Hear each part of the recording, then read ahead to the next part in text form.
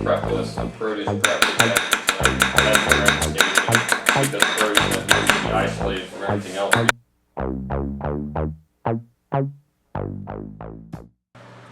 Hey guys, Mr. Knife Fanatic here. Today I have a brand new knife for you. It just came onto the site. This is another white #1 cord knife. This is the Tetsuhiro hammered white #1 Nakiri. The blade core is Hitachi white #1. As you remember, this is the finest grain steel of the Hitachi steels. Sharpens the best, least burr formation, finest grain, and really fun to sharpen. Hardened to about 61 Rockwell. It's a good sweet spot for toughness and edge taking. This is the Tsushimi finish, which is the hand-hammered finish. Very attractive. I mean, when you see these in person, I'm not really sure how the camera does justice, but oh, they are beautiful eye turners, head turners in person. They really, I mean, attractive to look at. And also a good benefit to this finish here is it also releases food. These dimples make everything slide off real easy. Really fun prep with this knife. The handle is a magnolia with buffalo horn ferrule instead of hoe wood. Looks very much like hoe wood, same weight basically, a little bit whiter than hoe wood actually. Very soft feel and perfect octagon, great for left hand users also. Blade length is 169. This is advertised, I believe, as a 160, so it's slightly longer than advertised. This is a little bit long as Nakiris go. I'll actually take out my Tetsuhiro Nakiri right here off the off the strip there, and you can see a little bit longer on the blade. So, what else do we have here? Blade height 51 millimeters. I don't have my ruler out right now. Just have to go ahead and take my word for that. It is a little bit tall. Nakiris tend to be a little bit tall. They're good for scooping up ingredients and doing really lots of vegetable prep work more than anything. Really excel at vegetable prep, in my opinion. The weight, 188 grams. This is, oh, let's see. Actually, had a little bit of weight on there. Let's go back again. Okay, 179 grams. There we go. This is considered a medium weight knife. I would go medium to medium heavyweight as far as Japanese knives go. Still feels fairly light in the hand though. Has a substantial spine on it. Comes out at 3.6 millimeters directly out of the tang here. And that tapers down quick, but it only tapers to about 2.5 millimeters through the most of this. It has a continual distal taper. It tapers down to about 2 millimeters at the thinnest here at the tip. Nakiris don't necessarily have very thin grinds at the tip. Depends on the maker. You know, there's a lot of other factors in there. But anyhow, before I was saying that this is a perfect octagon handle, good for left-hand users. Well, it has a 50-50 grind. It's an even convex on both sides. That's also great for left-handed users. As we say, you know, some Japanese knives have the asymmetric grind. Well, this one doesn't. So I do expect this to be a non-stick knife. Actually, let me grab a potato first thing to cut to see about sticking. I have one in the pantry here. Here we go. This should not stick, so let's see. No sticking at all. Very good. Very thin behind the edge too. As I said, this is a nice thick spine on here, the convex grind. This is ground very similar to Konosuke knives, and you know, this ought to blow through most of the prep today we're going to go through.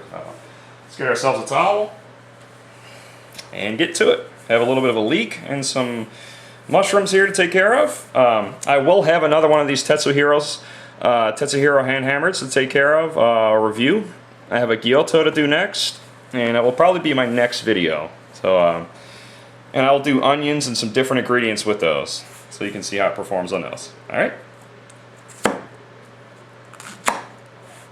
No fuss there. No sticking. It glides right through.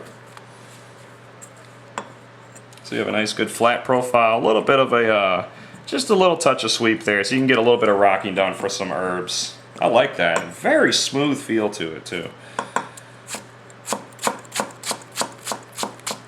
This is the factory edge, by the way, and I mean, it glides right through everything. Wow.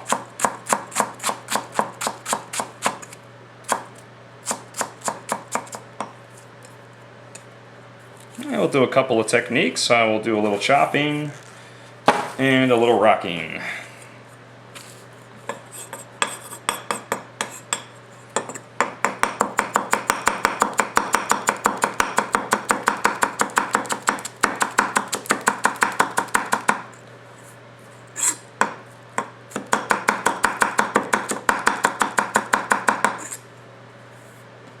Very, very fine dice there, as you can see.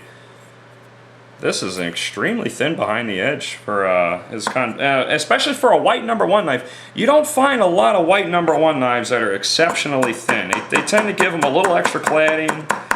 It's such a high carbon content.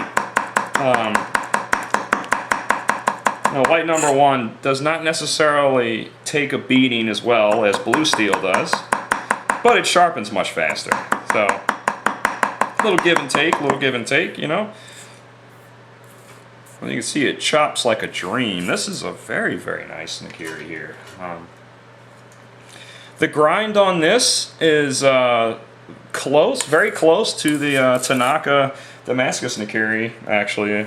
The Tanaka Damascus has a different handle. It has the ironwood western handle, and it's a little bit more nimble than this knife is. This knife's a little bit heavier, but still cuts like a dream. A little bit of rocking.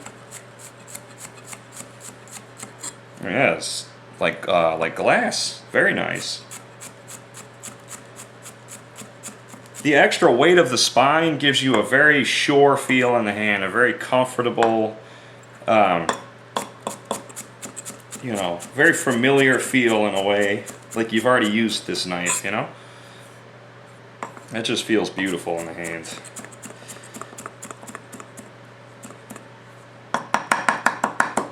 Get rid of those there. Move on to our next ingredients.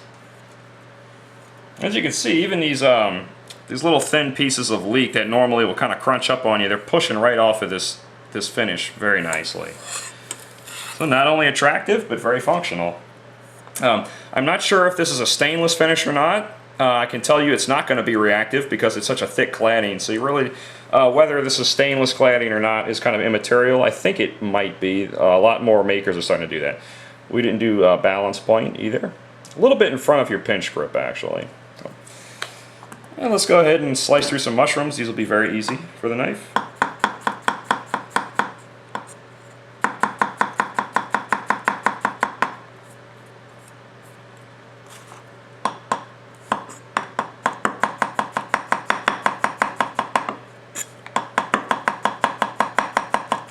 You can see, very nice.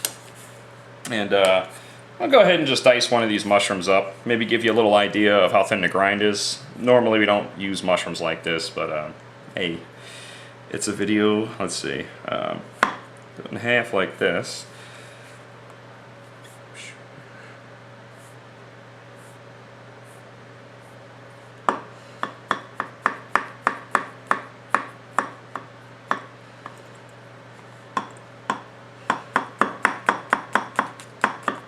You can nimbly dice a mushroom up. Oh. Yet again, this was another story of, is it the spine or is it the grind? And it's the grind. The grind is real thin behind the edge. That's where it counts. And this thing performs like a dream. You can see how thin I can get little slices out of it. So, I've been getting a lot of white #1 knives lately. I'm going to get a couple of more white #1 knives to perform reviews with. And hopefully, hey, you keep watching because I'm going to have more videos coming, guys. Thanks for watching. Take care and stay sharp.